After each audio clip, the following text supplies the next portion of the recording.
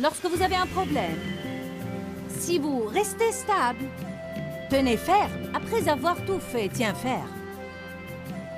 Reste en place et regarde la délivrance du Seigneur. Restez avec nous dans Jouissez de votre vie.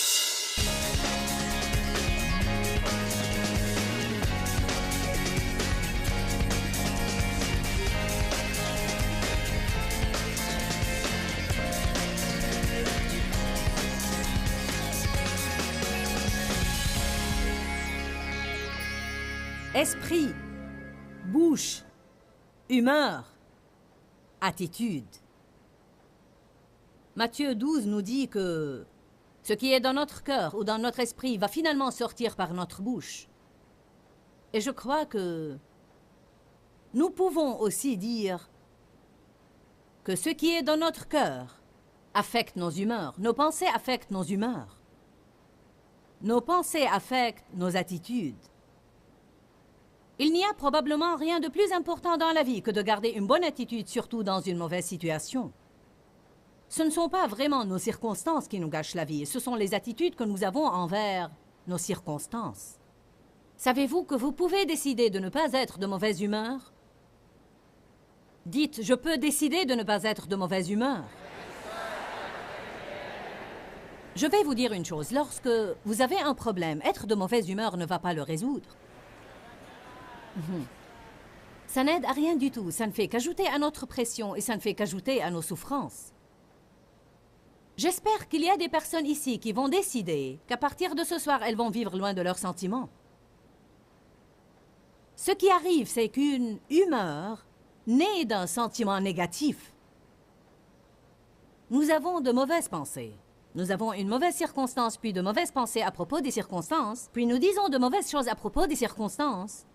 Puis notre humeur commence à sombrer, puis notre attitude devient puante, puis notre vie devient gâchée, et personne, maintenant écoutez-moi bien s'il vous plaît, personne n'y peut rien sauf vous.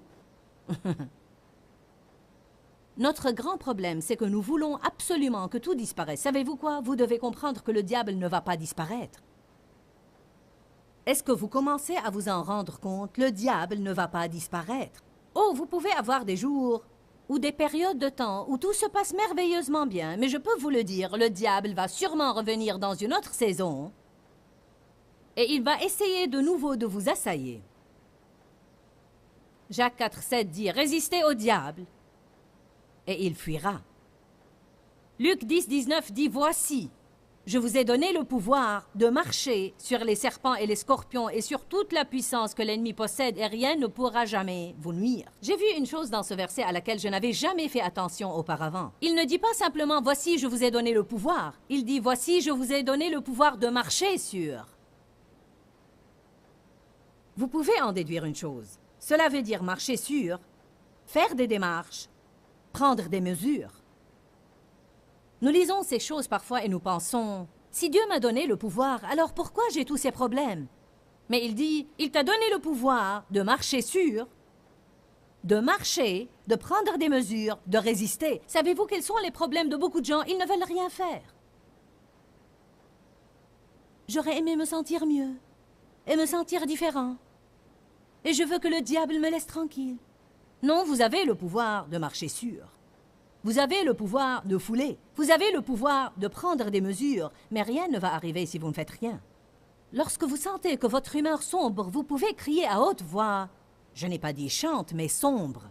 Lorsque vous sentez que votre humeur sombre, vous pouvez crier à voix haute. Je ne vais pas être de mauvaise humeur. Vous dites, à quoi cela servirait-il? Ça va faire peur au diable. Il ira importuner quelqu'un d'autre. Mais que disons-nous quand nous sentons notre humeur sombrer? Je suis de mauvaise humeur. Est-ce que je dis la vérité? Je me rappelle que pour tant d'années, je me réveillais un matin et j'étais de bonne humeur. Dieu soit loué. Ma famille était heureuse quand ces jours arrivaient.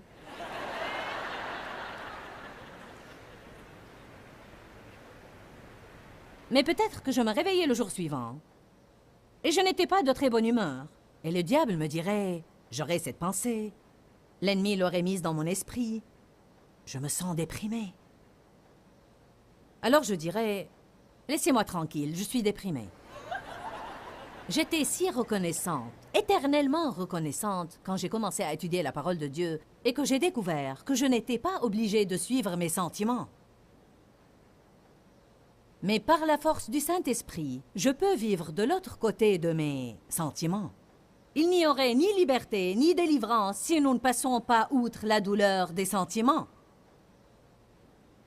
Il n'y aurait pas de liberté si nous ne passons pas outre la douleur des sentiments. La plupart des gens s'arrêtent à la douleur de ce qu'ils ressentent, et soit qu'ils reculent et retournent à la place où ils étaient, soit qu'ils restent à leur place sans aller plus loin. Mais vous devez persévérer et vous devez passer outre. Vous devez passer outre cette douleur. Persévérer et passer outre. Mais vous allez avoir à pousser toute votre vie. Et vous allez avoir à résister. Qu'est-ce que nous avons dit la veille? Tous les combien devons-nous rejeter les mauvaises pensées? Chaque jour, jusqu'à ce que Jésus revienne. Quotidiennement, chaque jour, jusqu'à ce que Jésus revienne. Le diable a essayé de me harceler beaucoup. Ici, au Canada. Ce n'est pas extraordinaire. Quand je vais quelque part pour innover dans le domaine spirituel, je ferai bien de retrousser mes petites manches spirituelles et de me préparer parce que les démons vont surgir pour essayer de me dire « Cela ne va servir à rien, tu as les messages inappropriés. Ceci est faux, cela est faux, une autre chose est fausse. » Vous devez juste dire « Taisez-vous, je vais le faire. Je vais faire ce que Dieu m'a appelé à faire. Amen. » Vous devez passer outre et vous devez persévérer. Humeur, humeur et attitude.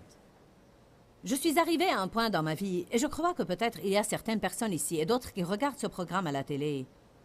Je suis arrivée à un point dans ma vie où j'étais affamée de stabilité. Je ne voulais pas être dans une chose un jour et une autre le lendemain. Je ne voulais pas ne jamais savoir comment je vais être, jusqu'à ce que le diable me le dise. Je voulais la stabilité.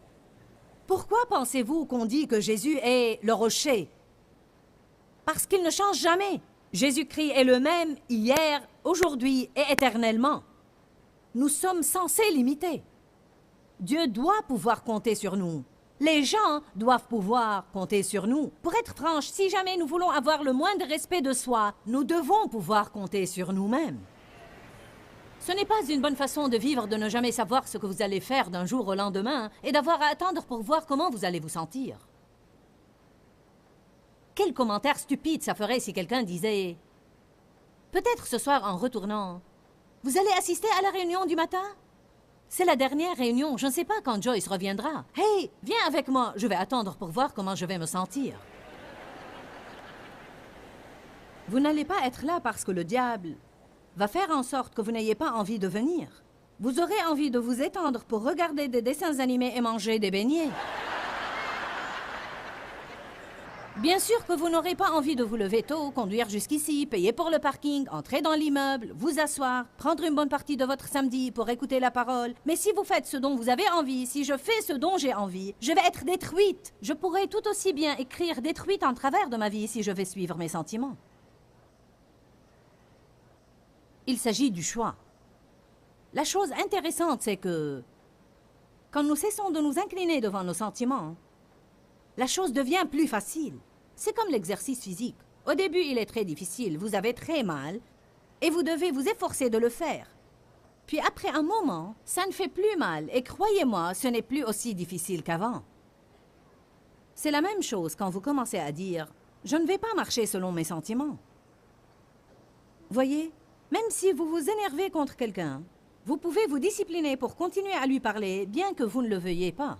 Le savez-vous? Bien que vous n'ayez pas envie d'aller faire la paix avec lui, vous pouvez vous discipliner pour le faire. Et vous pouvez le faire pour Dieu. Même si vous n'allez pas le faire pour quiconque, vous pouvez le faire pour Dieu. Nous ne sommes pas obligés de vivre selon nos sentiments. Vous pouvez vous sentir de 100 façons différentes en 30 jours sur une même question. Vous pouvez avoir envie d'acheter une voiture lundi et ne pas avoir envie de la payer dimanche.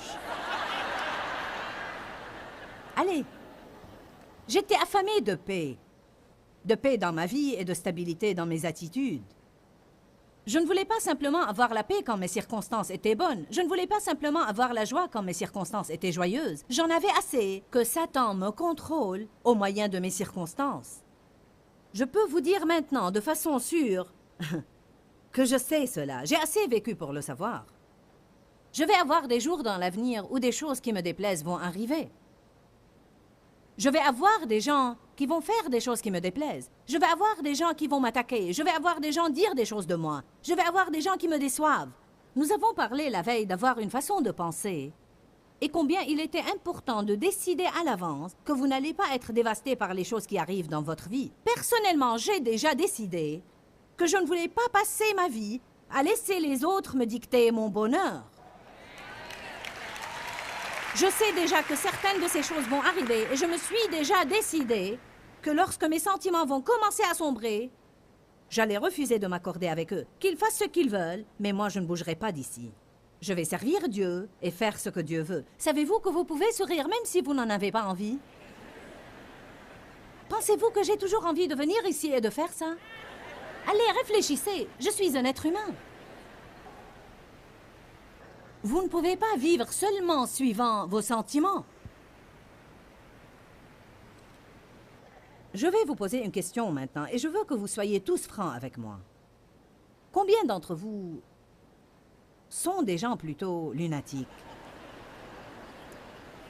Eh bien, nous avons le public qu'il faut ce soir, n'est-ce pas?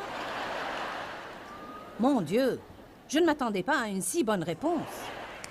Savez-vous combien il est merveilleux d'arriver au point où vous avez la stabilité?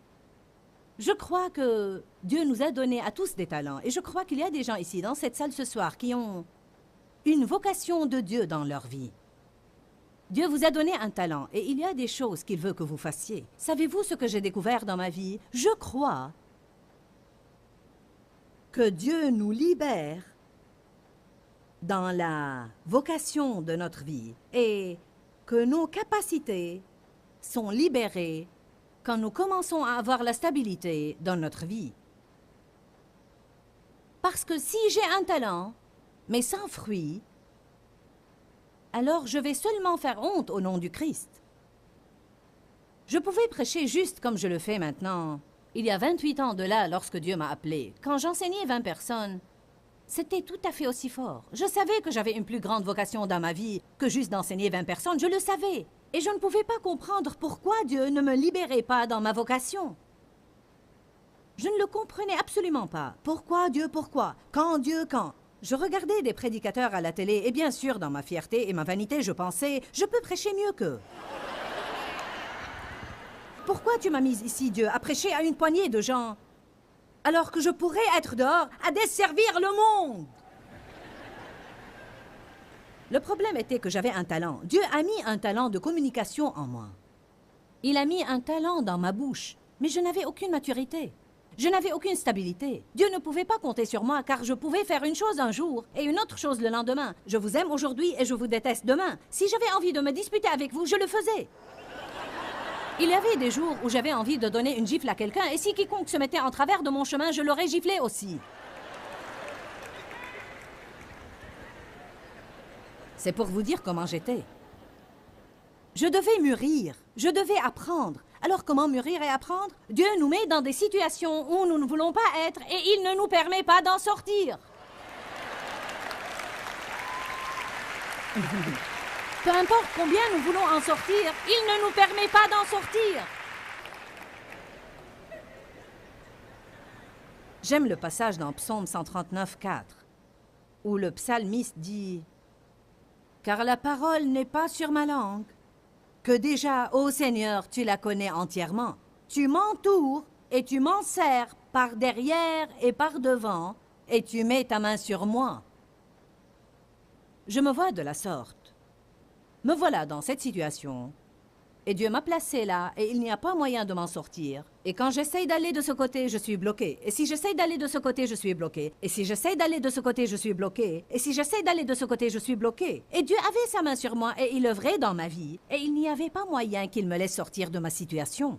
Je vais vous dire une autre chose que Dieu fait lorsqu'il essaye de faire un travail dans notre vie. Il vous entoure de personnes qui vous rendent fous.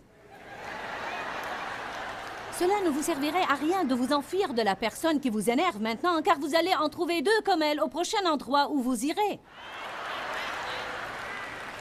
Allez, combien d'entre vous ont quelqu'un dans leur vie qui les exaspère?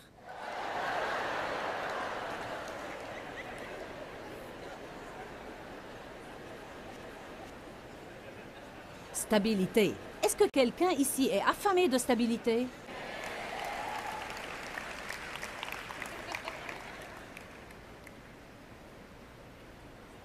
Philippiens 1, 28 est vraiment un bon passage. Il dit « Ne soyez aucunement effrayés ou intimidés par vos ennemis et vos adversaires, car telle constance, qui est en fait stabilité, et intrépidité, sera un signe évident, une preuve et une marque pour eux, vos ennemis, de leur imminente destruction, mais un témoignage sûr de votre délivrance et votre salut qui viendra de Dieu. » Il dit, lorsque vous avez un problème, si vous pouvez juste réussir à rester stable, alors c'est un signe évident à l'ennemi qu'il est vaincu, car s'il ne peut pas vous contrôler, alors il ne peut rien faire. Il dit, c'est un signe pour lui de sa défaite et sa destruction, et un signe pour Dieu qu'il peut apporter la délivrance dans votre vie. Il dit, lorsque vous avez un problème, si vous restez stable, tenez ferme. Après avoir tout fait, tiens ferme. Reste en place et regarde la délivrance du Seigneur. Lorsque nous résistons et nous restons stables et nous continuons à faire la bonne chose, même lorsque la mauvaise chose nous arrive, si vous avez un ministère à l'Église, ne restez pas chez vous à ne pas exercer votre ministère car vous avez des problèmes. Comment pouvez-vous vous attendre à ce que je travaille à la garderie avec tout ce qui se passe dans ma vie? Dieu l'attend. Dieu l'attend de vous, car il y a d'autres personnes qu'il a mises dans votre vie qui prennent soin de vous régulièrement alors qu'ils n'en ont pas envie. Si nous faisons uniquement ce dont nous avons envie, nous n'allons jamais avoir la victoire dans notre vie. Lorsque vous restez stable, le diable sait qu'il est vaincu. Le verset suivant dit « Car il vous a été donné non pas seulement de croire au Christ, et d'avoir confiance en lui, mais encore de souffrir pour lui. » Le mot « souffrir » ne nous plaît pas, mais ce que cela nous dit vraiment est que pendant que nous attendons et pendant que nous sommes stables et que nous attendons la délivrance de Dieu, nous allons endurer quelques souffrances. Mais ce sont les choses pénibles que nous endurons qui apportent la victoire dans notre vie. Allez au psaume 94, 12. Béni, heureux, chanceux et à envier l'homme que tu châties et enseignes, ô Seigneur, et que tu instruis par ta loi, pour que tu lui donnes la force, pour se calmer au jour du malheur, jusqu'à ce que la fosse inévitable de la corruption soit creusée pour le méchant. J'aime ce passage. Il dit, combien de temps Dieu va s'y prendre avec nous et allons-nous avoir son châtiment dans notre vie? Pour combien de temps allons-nous subir ces choses? Jusqu'à ce que vous appreniez à rester calme dans les jours du malheur et que vous appreniez à rester en paix dans la tempête. Rien ne fait plus preuve de notre maturité spirituelle que de rester calme lorsque nos circonstances ne sont pas calmes. La stabilité est un signe de maturité. Lorsque nous arrivons au point où nous sommes stables, Dieu peut commencer à libérer plus de bénédictions dans notre vie. 3 Jean 2 dit « Bien-aimé, je souhaite que tu prospères à tous égards comme prospère l'état de ton âme. » Eh bien, une âme prospère est une âme stable. Pas une âme qui traîne après chaque sentiment et chaque humeur, mais elle est stable. « Je n'y peux rien, Joyce, je me sens comme... Je me sens... » Eh bien, c'est ça le problème. Nous suivons ces sentiments au lieu de suivre la parole de Dieu. Dans Exode 13, verset 17, la Bible dit que lorsque Dieu a fait sortir les Israélites de l'Égypte, il les a conduits extraits par le long et dur chemin. Eh bien, nous avons parlé d'humeur. En fait, ce n'est pas agréable de vivre avec une personne lunatique. Et ce n'est vraiment pas très agréable d'être une personne lunatique. J'étais une personne qui n'avait pas le moral et qui manquait de détermination. Et je ne savais jamais, lorsque je me couchais, comment j'allais être le lendemain. Je peux vous dire qu'exercer le fruit de la maîtrise de soi dans votre vie avec de bonnes fortes doses de la parole de Dieu peuvent vous amener à un point de stabilité. Ne vivez pas selon vos sentiments. Ayez une stabilité dans votre vie. Ne changez pas avec le monde. Mais changez le monde. Arrêtez de fuir les choses difficiles et rendez-vous compte que vous pouvez faire tout ce que vous devez faire. Je suis en train de parler à quelqu'un en ce moment. Écoute-moi bien. Tu peux faire tout ce que tu dois faire en ce moment même. Tu peux le faire. Dieu va t'aider. Il dit, ne crains point. Je ne te délaisserai point et je ne t'abandonnerai point, mais je serai toujours avec toi. Je veux que tu le crois. Je le répète. Quelqu'un qui nous regarde a vraiment besoin de recevoir cela. Tu peux faire quoi que soit ce que tu es supposé faire. Celui qui est en toi est plus grand que celui qui est dans le monde. Dieu est ta force.